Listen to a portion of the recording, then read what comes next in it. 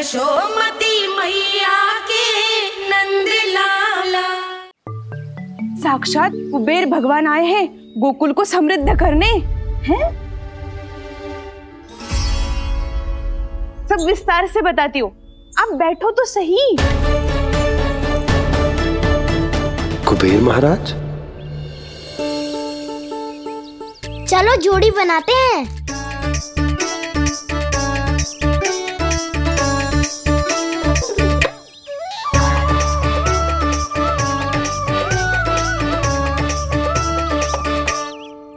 मुझे तो किसी ने ना चुनो, मैं क्या करूं? अरे सुबल, तुझे तो सबसे महत्वपूर्ण भूमिका निभानी है। जो भी उस चट्टान को छूकर तेरे पास सबसे पहले पहुंचेगा वो जीत जाएगा।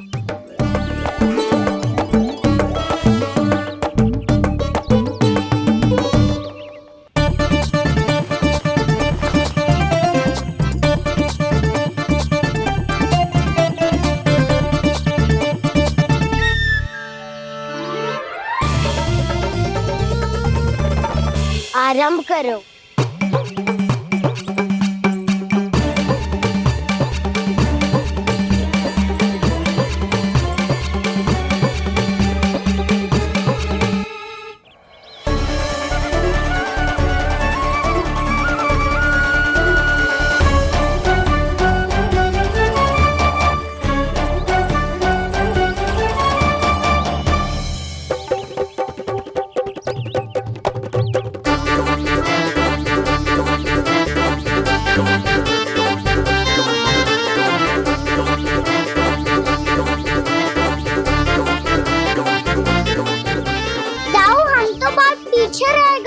चिंता मत करो कान्हा, दौड़ के आरंभ में ही सारी शक्ति लगाने से हारने की आशंका बढ़ जाती है। देखो वो दोनों थक रहे हैं, यही समय है अपनी गति बढ़ाने का।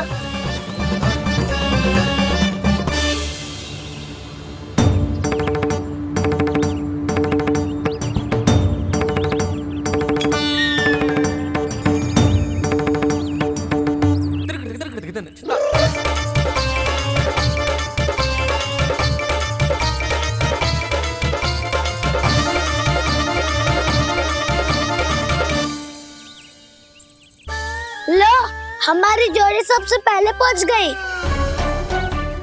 देखा मेरा बलदाव का बल।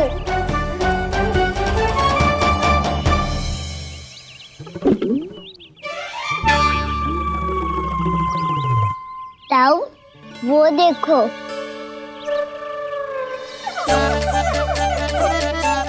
मैया,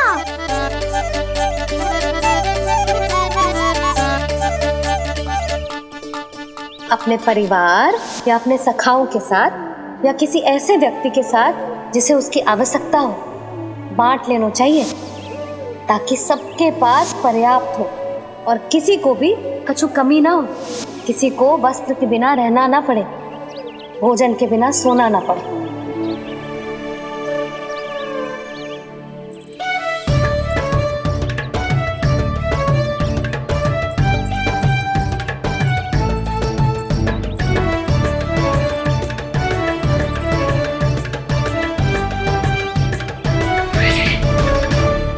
लग तो है इससे भूख लगी है।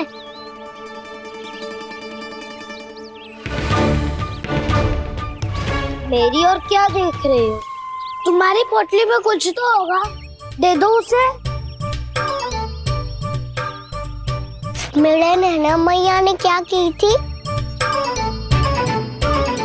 जब हम किसी और को देते हैं ना, उससे अनेक गुना नारायण हमें वापिस कर देते हैं।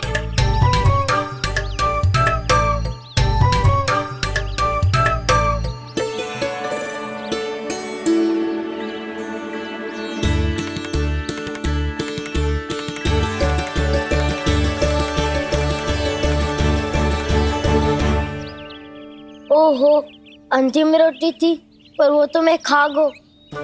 अब तो बस मेरे हाथ में माखन लगा रह गो है।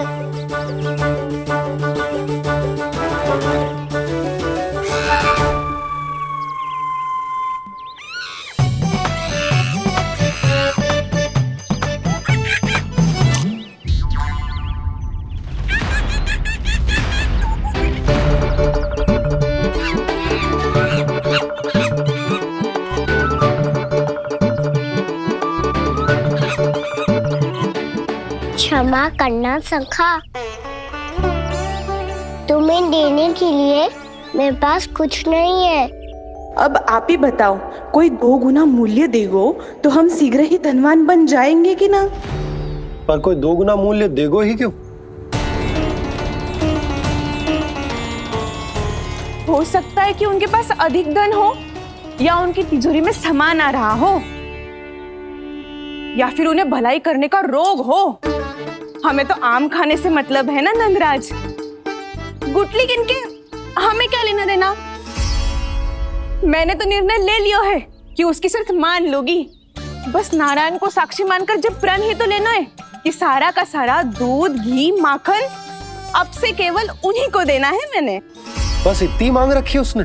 हाँ, आपको विश्वास ना हो रहा हो तो गोकुल में किसी से भी पूछ लियो। 2 गुना दाम दियो है परमानंद जी ने, इसीलिए तो सबके सब आनंद के सागर में गोते लगा रहे हैं।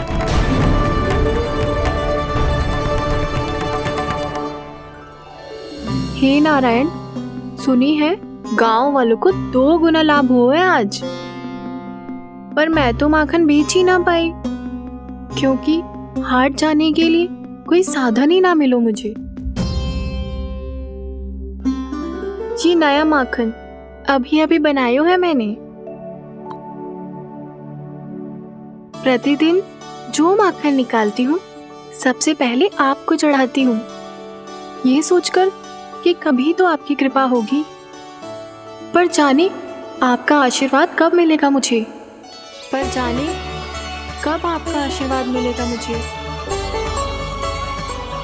यदि इस बार भी मेरा माखन बेकार हो गयो ना, तो सच्ची कह रही हूँ, कल से भोग में आपको कुछ भी ना चढ़ाऊंगी मैं।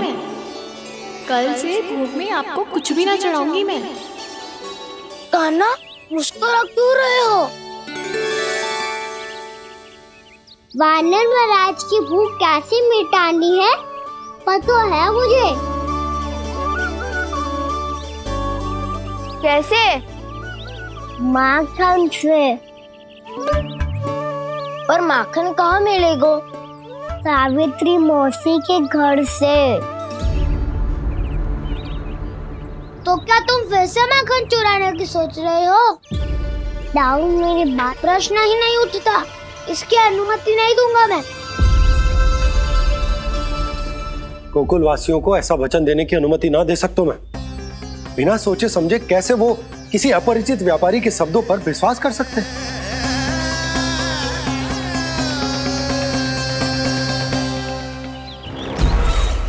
महाराज, गोकुल वासियों को अब धन के जाल जंजाल में फंसने से कोई नहीं रोक सकता। महाराज, मैं धन का ऐसा स्वाद चखा कर आया हूँ कि नंद चाहे जितना प्रयास करे, अब कोई भी गोकुल वासी उसके हित वचन सुनेगा भी नहीं। महाराज, ये बहुत गंभीर बात है, हमें सभा बुलानी होगी यशोदा। जशोदा जी, आप भी कुछ कहो ना नंदराज से। जे अधिक ही सोच रहे, इतनी चिंता करने की कोई आवश्यकता ना है। आवश्यकता तो है। वैसे तो जब कोई लोभ के जाल में फंस जाता है तो उसका बाहर निकलना असंभव है, किंतु फिर भी अपनी दृष्टि चौकन्नी रखना और कान गोकुल में होने वाली हर हलचल पर, क्योंकि मैं नहीं चाहता कि उस छलिया विष्णु अवतार का कोई भी छल मेरे मार्ग का रोड़ा बन पाए। अवश्य महाराज।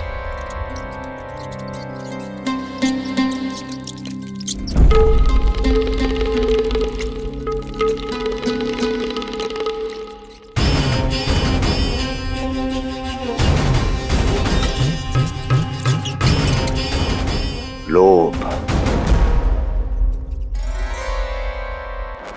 ध्यान रहे परमानंद, गोकुल वासियों पर लोभ का प्रभाव हर बीतते क्षण के साथ बढ़ता चला जाना चाहिए। महाराज, जैसे किसी कबूतर को बिल्ली दबोच लेती है, वैसे ही मेरा फैलाया हुआ लोभ गोकुल वासियों को अपने पंजों में दबोच लेगा, सब झटक लूंगा।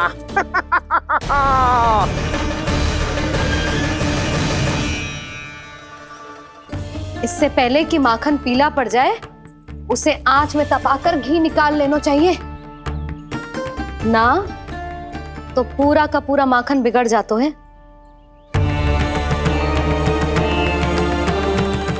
मैं अभी भोला से कहकर सारे ग्वाल ग्वालियरों की सभा बुलाता हूं। मुझे सबसे बहुत महत्वपूर्ण विषय पर बात करनी है।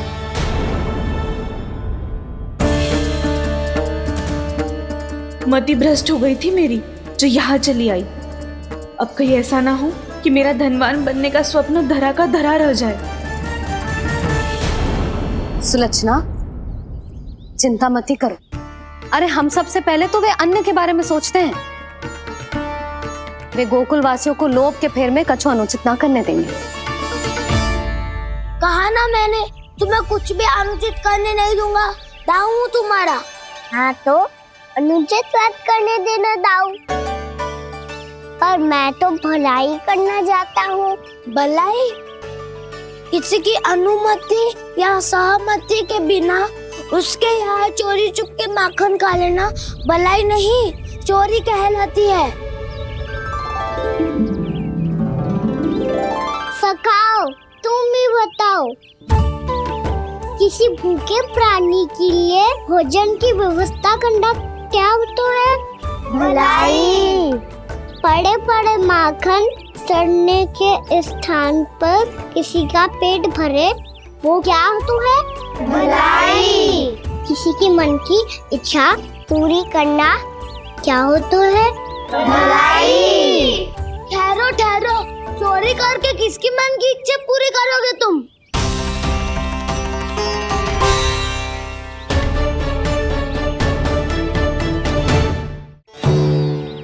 और किसकी दाऊ? स्वयं सावित्री मौसी की। वही तो चाहती है कि मैं उनके घर आऊं और ढेर सारा माखन खाऊं।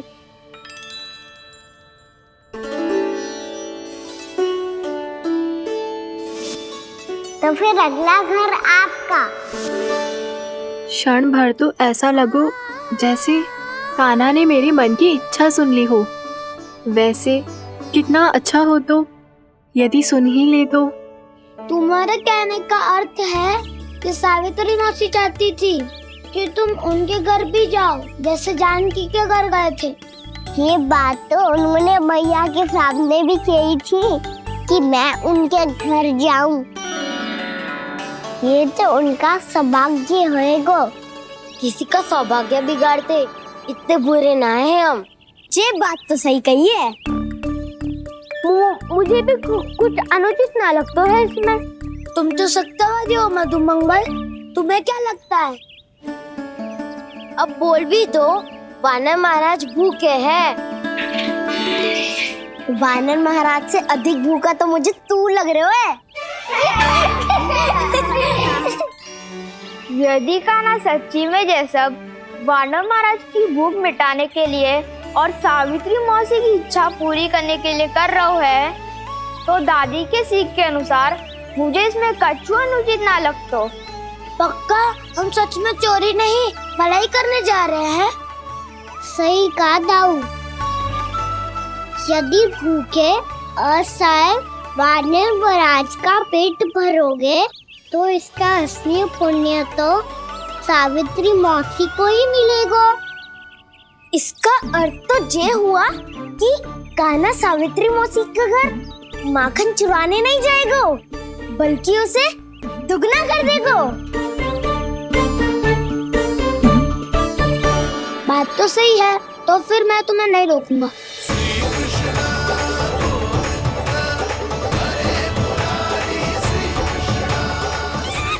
पर इस बार हम तुम्हें अकेले न जाने देंगे सखा। हाँ, हमें भी पुण्य अर्जित करना है और माखन भी।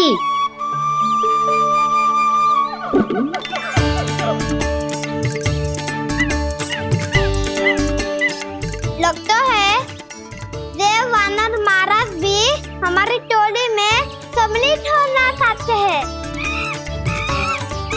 तब तो ये सबको ये कला सिखानी पड़ेगी।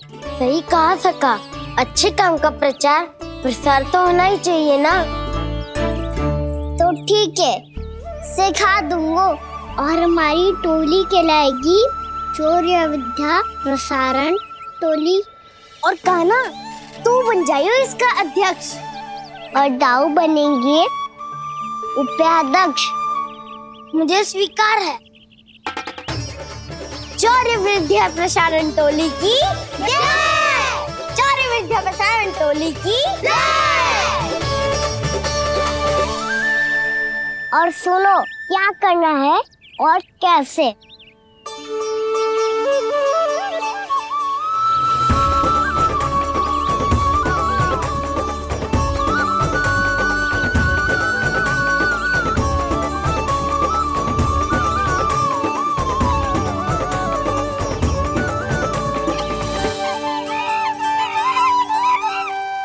आया कन्हैया रे आया रे माखन का चोर,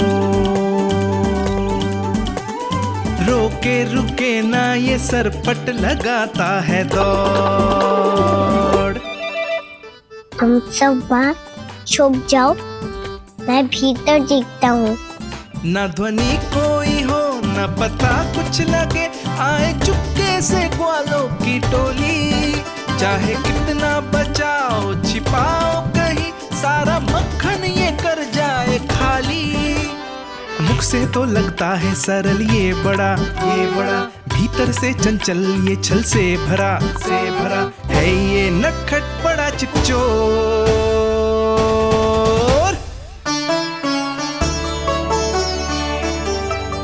इतनी ऊपर टांग रही हो मासी। कान्हा सच में आ गयो तो मैं तो धन्य हो जाऊंगी।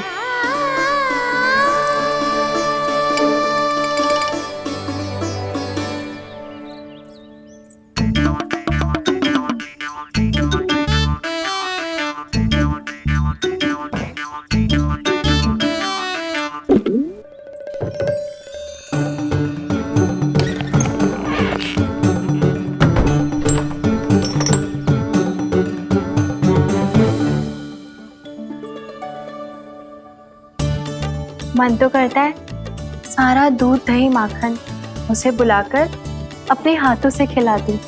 मुझे बुलाना भी चाहती हो और अनजाने में मेरे लिए कठिनाई भी बढ़ा रही हो। पर मेरे यहाँ क्यों आएगा कान्हा? इससे अच्छा तो यही होगा कि कल माखन बेचने के लिए कहीं से सकट का प्रबंध कर लूं।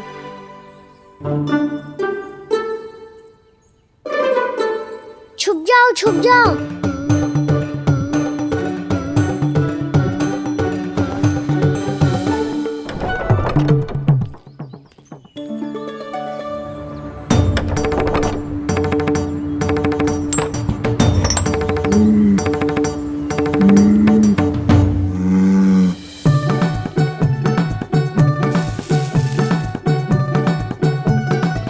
वैसे भी वो ठहरा राजकुमार, एक साधारण गोपी के यहाँ का माखन काहे खाएगो। तू भी बावली हो गई है सावित्री। कान्हा आना भी चाहे तो इतनी दूर आएगा कैसे?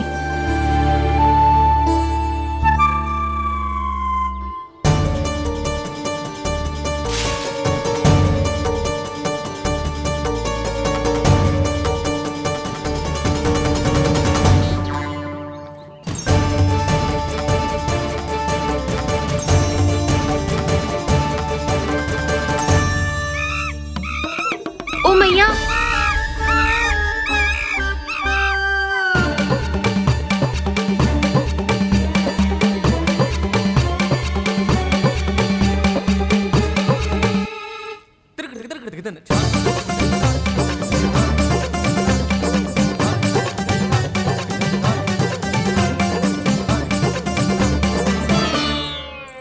सब खड़े हो जाओ।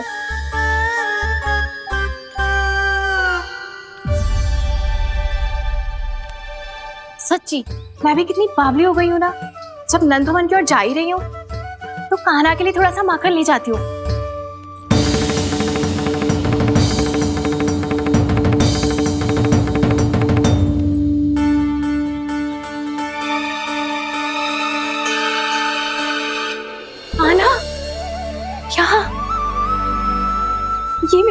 में है या फिर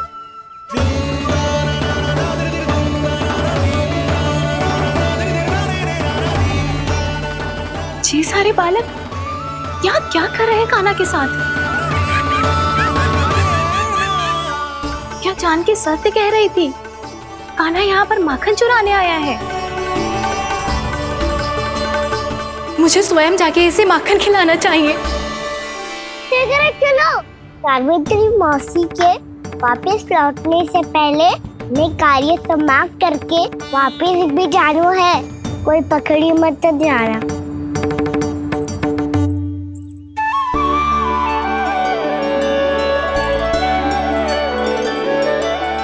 ये मुझे देख के भागो तो ना, ये जो कर रहा है, जैसे कर रहा है, मुझे करने देना चाहिए।